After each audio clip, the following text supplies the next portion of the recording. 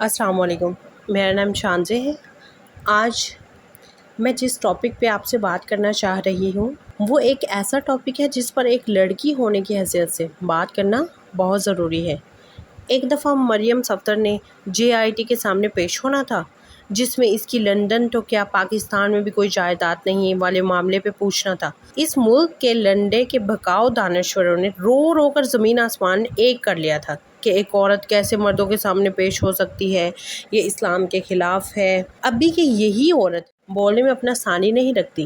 اس کا تعلق ایک ایسے خاندان سے ہے جس نے پاکستان میں کرپشن کے ایسے کارنامے انجام دیے کہ جس کی مثال نہیں ملتی۔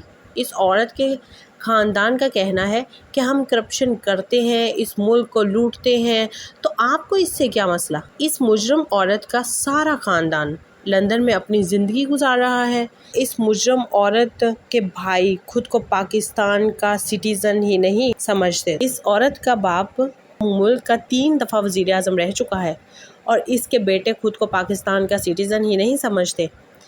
اس مجرم عورت کی ماں لندن میں انتقال کر گئی اور اس کے بھائی اپنی ماں کے جنازے کے ساتھ اس کو دفن کرنے پاکستان نہیں آ سکتے تھے۔ یہ ایسی مجرم عورت ہے کہ جس کے موبائل میں لوگوں کی ایسی نازیبا ویڈیوز ہیں جن کی بنیاد پہ یہ لوگوں کو بلیک میل کرتی ہے۔ اس نے ایسی ویڈیوز بنائی ٹیکنالوجی کا استعمال کر کے جس سے شریف لوگوں کو بدنام کیا جا سکے۔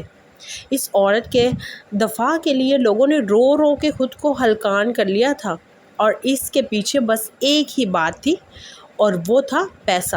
اس عورت کے خاندان نے پاکستان کو لوٹ کر دنیا بھر میں اپنی اتنی جائیدادیں بنائی ہیں کہ یہ آرام سے بیٹھ کر کھائیں تو بھی ختم نہ ہو، اور دوسری طرف انصاف کا نظام دیکھیں پاکستان کا کہ اس مجرمانہ عورت کو ایسے آزاد چھوڑا ہوا ہے کہ وہ جیسے اس سے شریف کوئی ہے ہی نہیں، اور یہ عورت جلسے اور جلوس کر رہی ہیں۔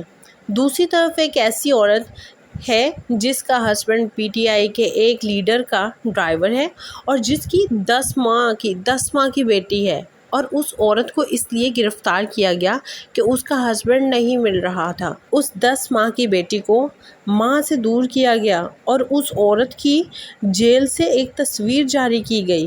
میں انصاف کے نظام سے سوال کرتی ہوں کہ آپ کا قانون بس غریب عوام کے لیے ہی ہے؟ انصاف کے نظام کو نظر نہیں آتی یہ مجرمانہ عورت جو جلسے جلوس میں آرمی اور پاکستان کے خلاف باتیں کرتی ہے؟ کیا یہی وجہ ہے جس وجہ سے آپ ساری دنیا میں انصاف کے نظام میں آخری نمبروں پہ ہیں؟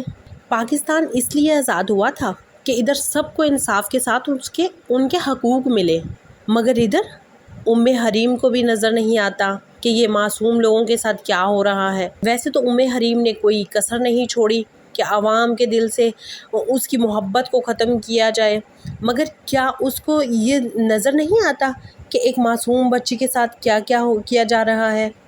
ان چوروں اور کرپٹ لوگوں سے جان چھڑانے کے لیے وہ چاہے پولیٹیکل پارٹیز میں ہے یا وہ حریم کے ساتھ ہے، ان سے جان چھڑانے کے لیے ہمیں ان کے خلاف بولنا پڑے گا اور عمران خان کو بڑی اکثریت سے لانا پڑے گا۔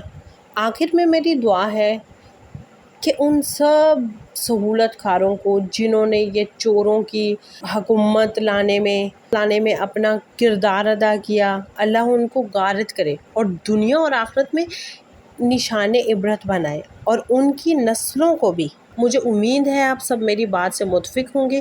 اگر آپ میری بات سے اتفاق کرتے ہیں تو کمنٹ میں بتائیں اور میرے چینل کو سبسکرائب کریں اور دوسروں تک بھی پہنچائیں۔ شکریہ۔